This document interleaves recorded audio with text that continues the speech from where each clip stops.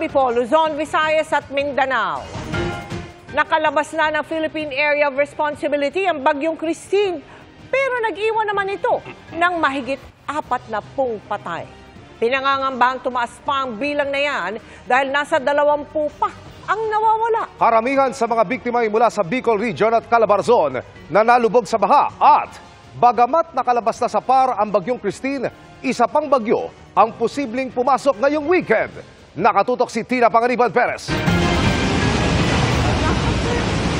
Ganito kalakas na nag-aalimpo yung hangin may kasamang ulan na naranasan sa iba't ibang bahagi ng Metro Manila kagabi. Pero habang naghihintay ang mga commuter na ito na pauwi na sana ng trabaho, nadulas at tila tinangay pa sila ng malakas na hangin. Nangyari yan sa harap ng isang office building kagabi sa Cubao.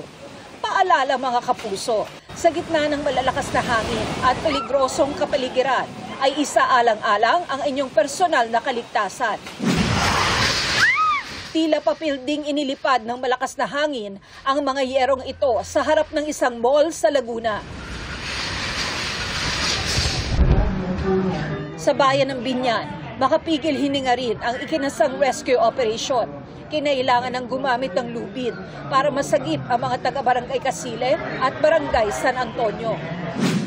Katakot-takot na naglalakihang bato at tipak ng lupa naman ang nagsibagsakan sa Lubuagan, Kalinga. Muntik nang mahagip sa rock slide ang mga volunteer at inspection team ng MDRRMO. Wala namang nasaktan sa grupo. Kabi-kabila rin ang naitalang landslide sa Baguio City. Habang problemang baha naman ang tinitiis pa rin ng mga taga-barangay Almacen sa Hermosa, Bataan. Hindi na madaanan ng tricycle at iba pang sasakyan. Kaya mga residenteng kailangang bumiyahe na pasakay ng bangka. Bakas din sa Agoncillo, Batangas ang pananalasa ng Bagyong Christine kung saan nabalahaw pa sa putik ang mga sasakyan sa kalsada. Problema rin ang komunikasyon dahil halos walang signal na pantawag, pati internet.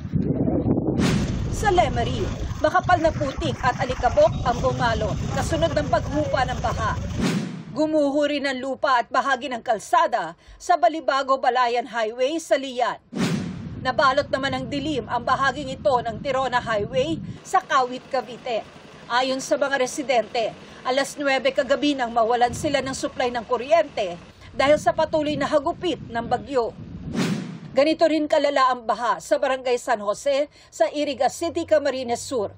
Bumigay rin ang malaking bahagi ng Waras Bridge na nagdurugtong sa Iriga at Baaw. Sa pinakahuling tala ng Office of Civil Defense, umabot na sa 46 ang napapaulat na nasawi. Karamihan dyan sa Bicol Region at Calabarzon. 20 rin ang napaulat na nawawala, habang 7 ang nasugatan. Tina Panganiban Perez, nakatutok, 24 oras.